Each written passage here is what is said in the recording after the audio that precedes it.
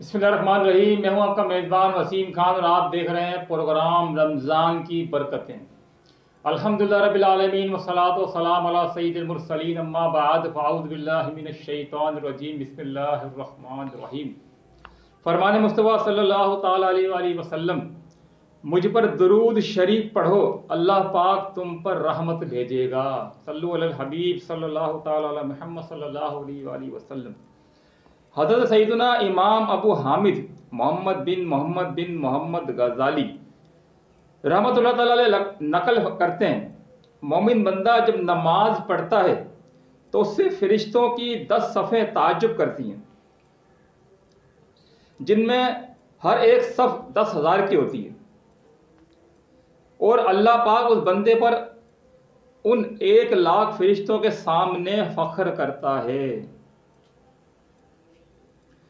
حضرت سیدنا امام ابو حامد محمد بن محمد غزالی رحمۃ اللہ تعالیٰ علیہ یہ روایت بیان کرنے کے بعد فرماتے ہیں، اس کی وجہ یہ ہے کہ بندے کی نماز میں قیام و وقود اور رکوع و سجود جمع ہوتے ہیں، جبکہ اللہ پاک نے ان 4 ارکان کو 40,000 فرشتوں میں تقسیم کیا ہے۔ قیام کرنے یعنی کھڑے رہنے والے فرشتے قیامت تک رکوع نہیں کریں گے، سجدہ کرنے والے تا قیامت اس سے سر نہیں اٹھائیں گے۔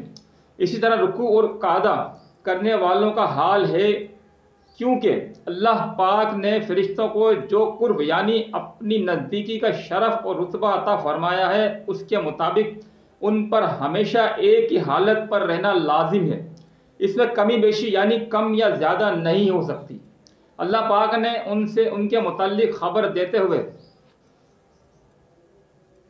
دیتے ہوئے پارہ 23 سورۃ الصفات آیت نمبر 164 میں ارشاد فرمایا، ترجمہ کنز الایمان، اور فرشتے کہتے ہیں ہم میں ہر ایک